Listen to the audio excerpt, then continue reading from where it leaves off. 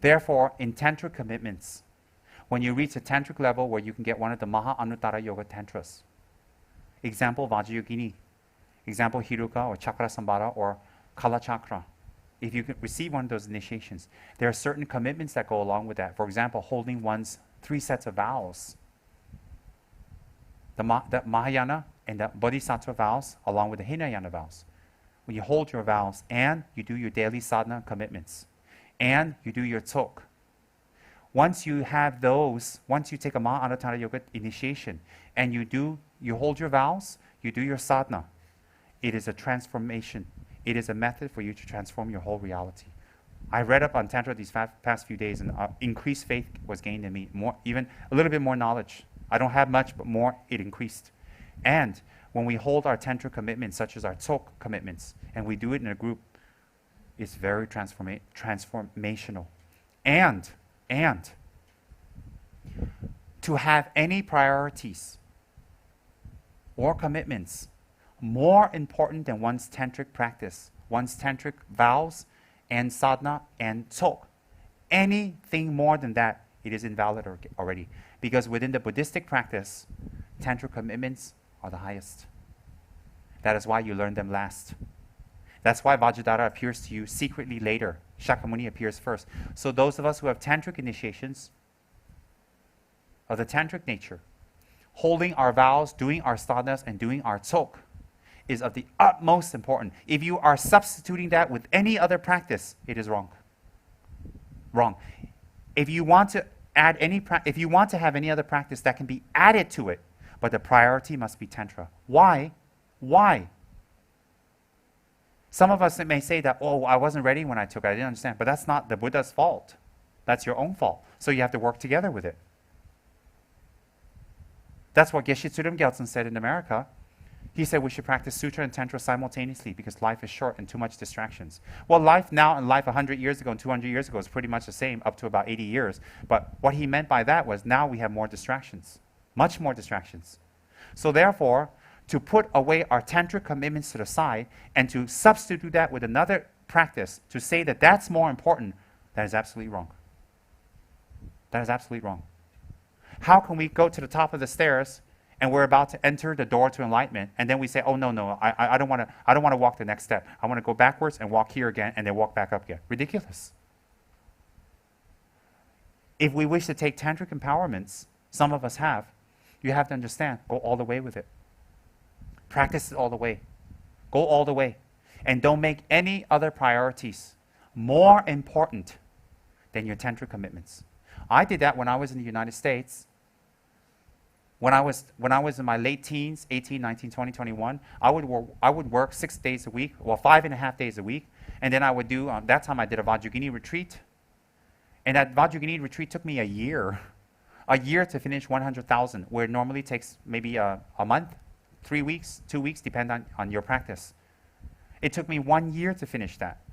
And I had to do that every single day. And every day, the sessions were maybe 1 hour because I really was working very hard. And I also worked for the center. I lived at the center. I cleaned the meditation rooms. I put the cushions back. I washed the dishes. I did geshe-la, my guru's laundry. I swept. I cleaned. I was happy to do it because there's no other way I can give back to the kindness of my guru. No other way. I wasn't paid for it. I was never paid for anything at the center. And so therefore, I had to take care of the center. I was honored to. And I had to clean and cook and all that. And on top of that, I had to attend the classes, which I was very happy to. And I never missed tok. Never. There were times I wanted to, but I never missed it.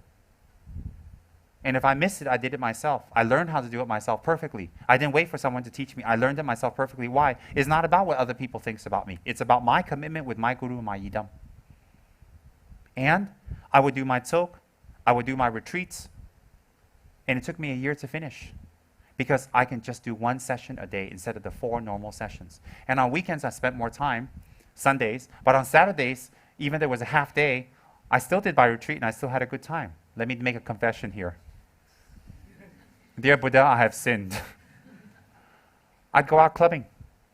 I'm from Los Angeles, dear, not from the Himalayan backwaters of Tibet, where the only fun is counting yaks from a hill. 1, 2, 3, 4.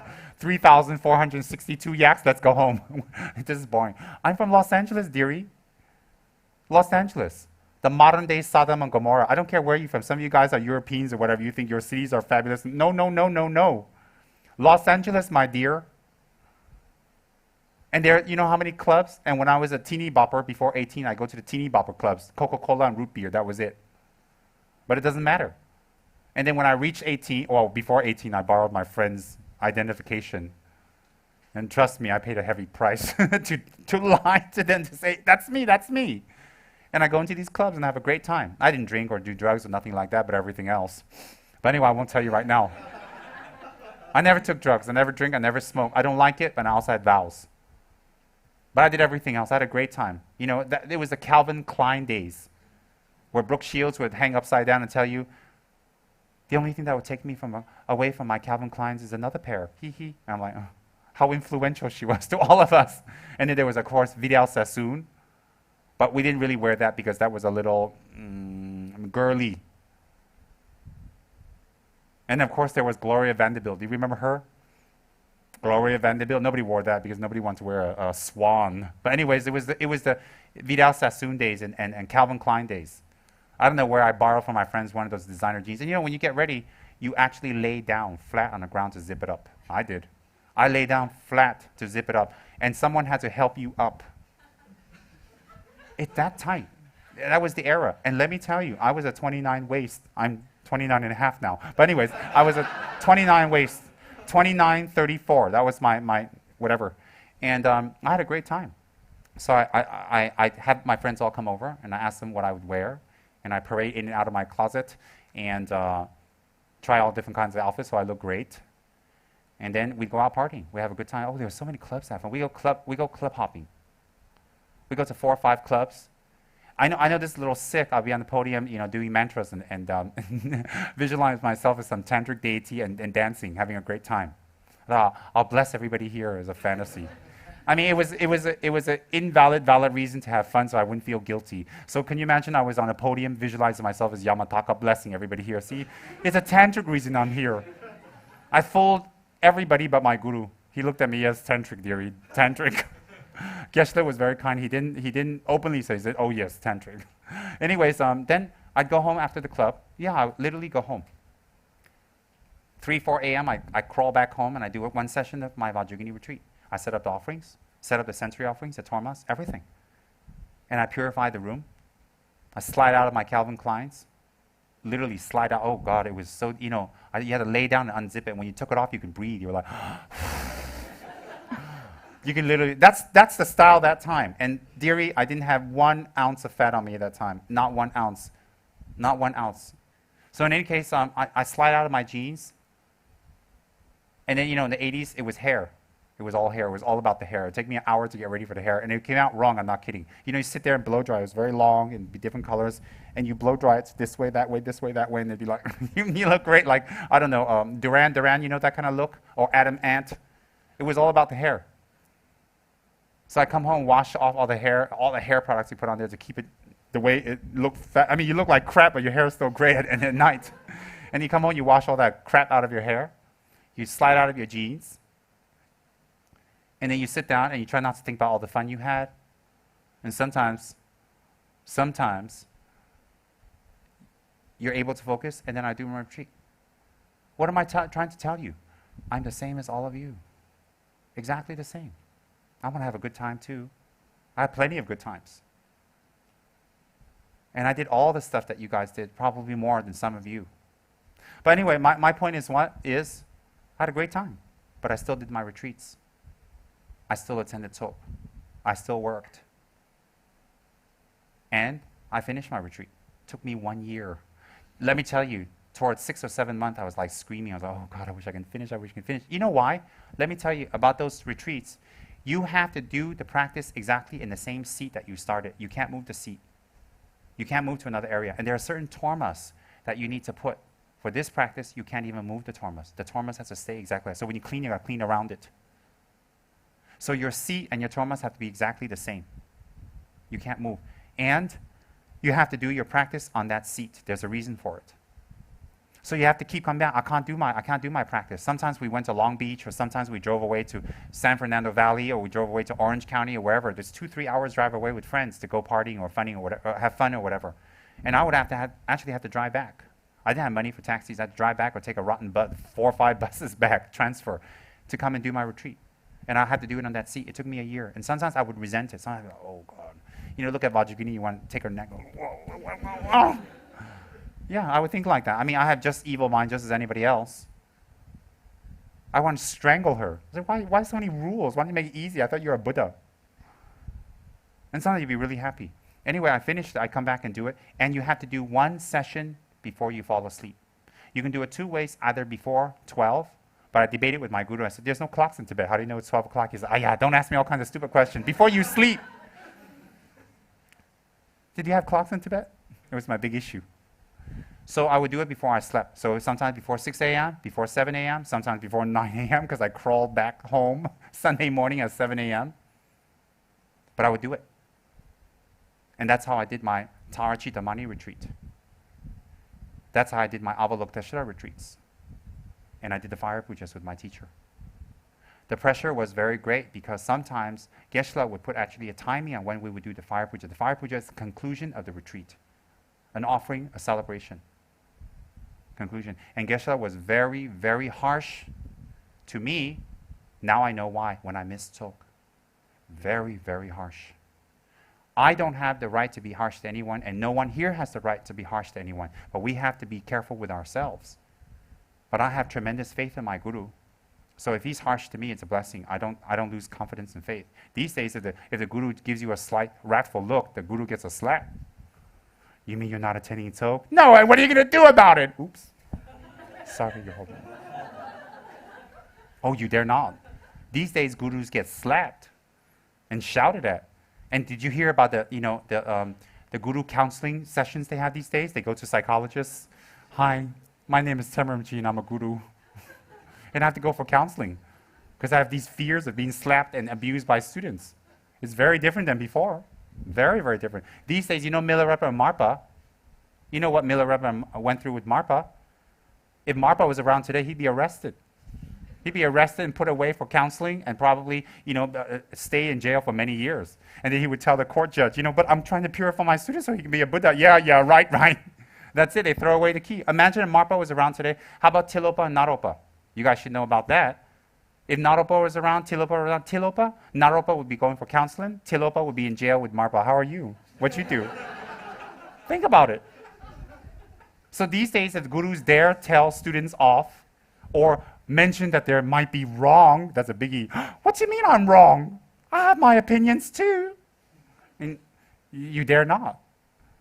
So these days, gurus have to actually walk on glass when they teach the Dharma. Annie Lennox's song, Walk on Glass? That's right. So, what's very important is commitment, holding our commitment. And the ability to hold our commitment comes from knowledge and understanding of what we have. Attending Dharma talks and reading and contemplation will definitely give us knowledge of what we have. And holding our commitments, the actual act of holding our commitments and keeping them, our promises, our samayas, and which is by effort, is pure love.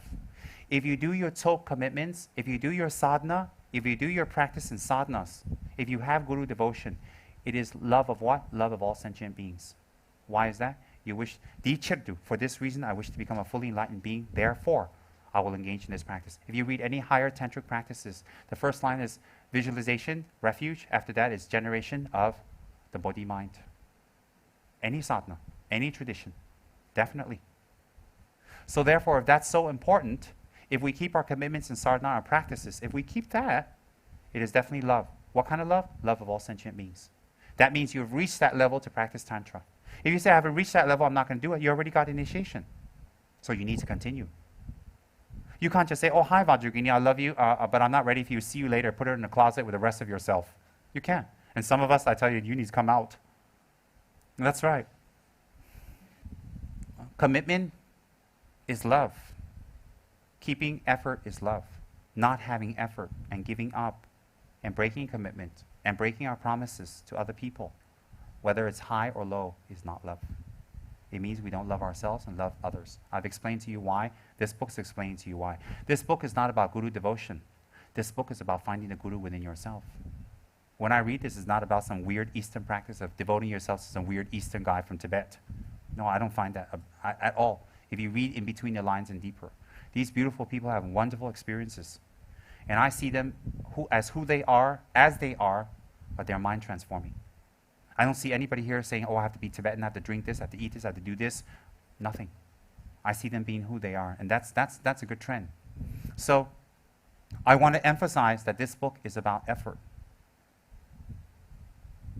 In the beginning, we might need a teacher to explain to us why effort is love, and love is effort. But if we are listening to this teaching and we are in our mind, we are agreeing to it, that means we are tapping into the true source of our mind. Why? You can't agree to anything you don't know.